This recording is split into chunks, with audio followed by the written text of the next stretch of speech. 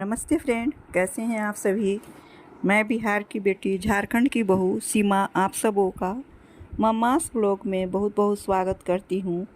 दोस्तों, मैं आप लोगों के लिए लेकर आई हूँ रवि प्रदोष व्रत किस दिन पड़ रहा है और इसका क्या महत्व है, इसकी शुभ मुहूर्त क्या है, पूजा विधि क्या है, कौन सा आरती, कौन सा मंत्र जप करना चाहिए, सारी बातें मैं आप लोगों के साथ शेयर करूंगी।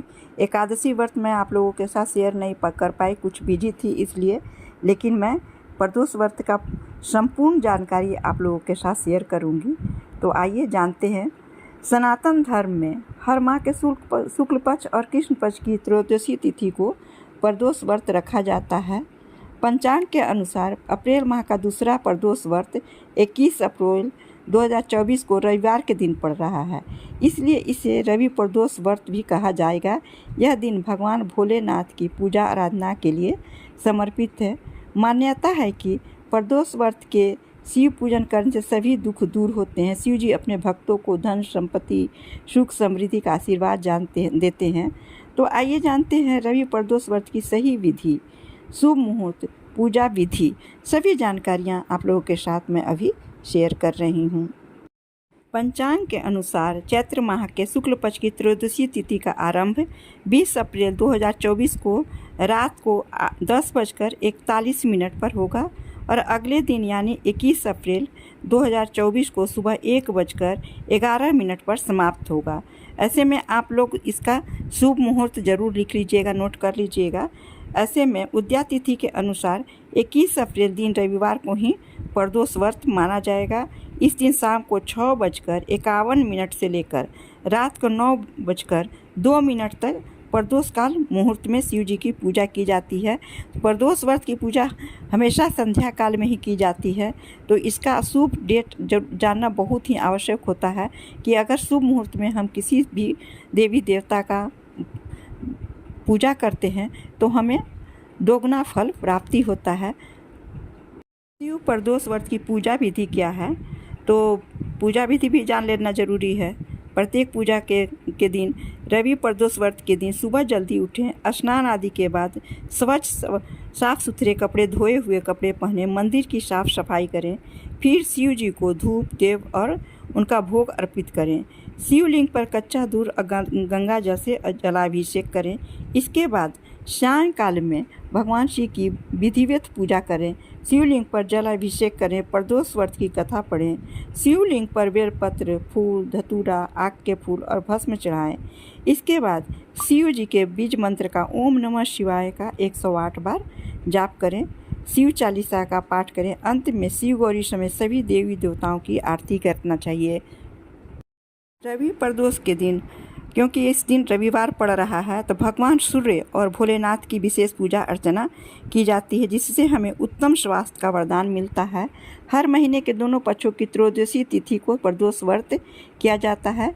किसी भी प्रदोष व्रत में भगवान की पूजा शाम के समय सूर्यास्त से लगभग 15 मिनट पहले और सूर्यास्त के 15 मिनट बाद तक किया जा सकता है।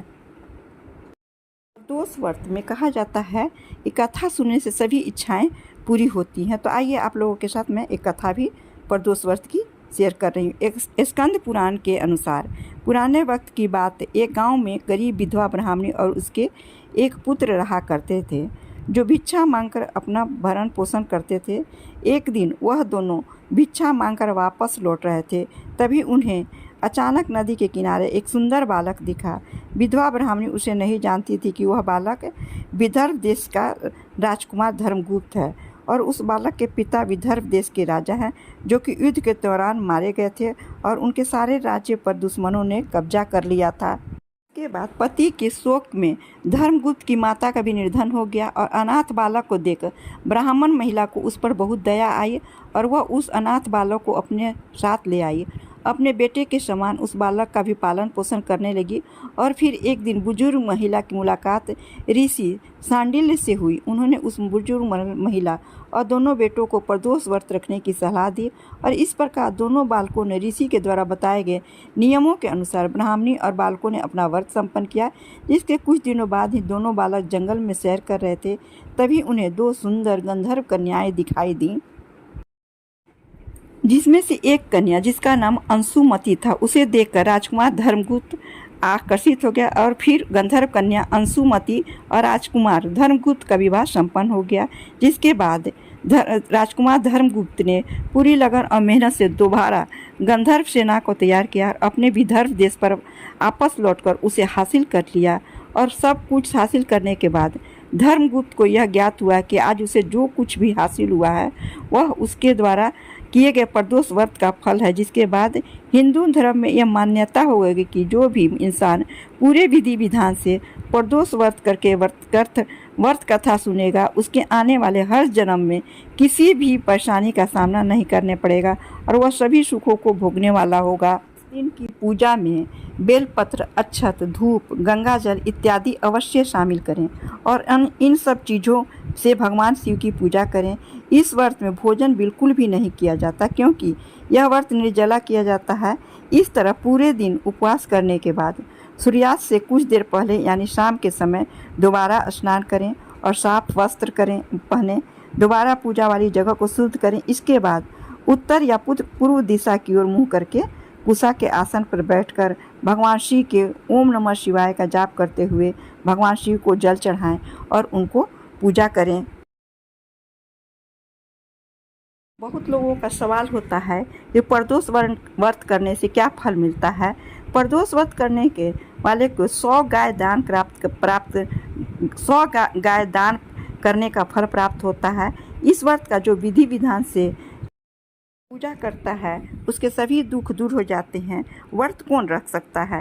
किसी भी महीने की शुक्ल पक्ष की त्रयोदशी तिथि से व्रत को किया जाता है। इस व्रत को कोई भी रख सकता है। मान्यता है कि प्रदोष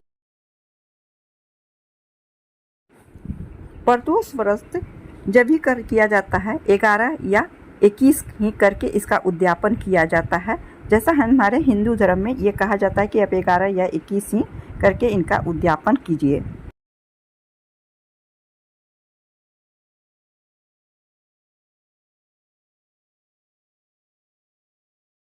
दोस्तों, यदि मेरा ब्लॉग आप लोगों को अच्छा लगता है तो प्लीज़ लाइक, शेयर और सब्सक्राइब अवश्य करेंगे।